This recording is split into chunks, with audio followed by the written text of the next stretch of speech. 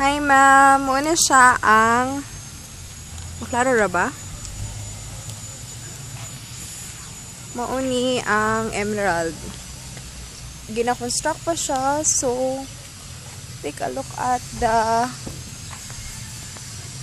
muna siya, ang size niya. Muna ang materials na yung ginagamit.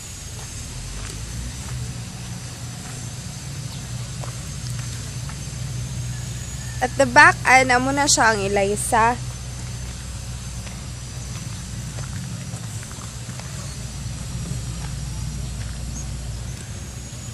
Emerald. Soon to be emerald. As of now, maupan siya ang unit nag-startan o construct for emerald. So, munang wala ko actual units gyud na mapakita sa imuha. But, pakita na lang nako ang mga materials na gigamit nila. Kabilya. And then, muna na siya ang design sa floor area niya. Sulod.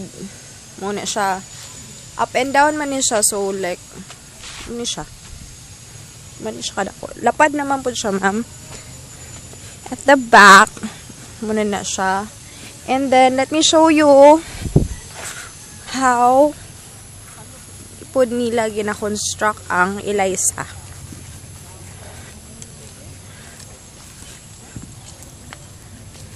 So, muna siya ang pag-construct sa Eliza. Mo pa na ilang mga materials na gamit. And then, ang ilang foundation pod sa yuta.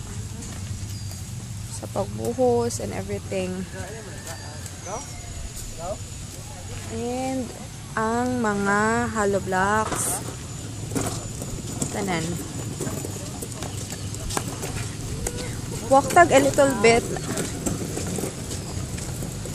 Steel truss po niya ang ginagamit natin sa among roofing, ma'am.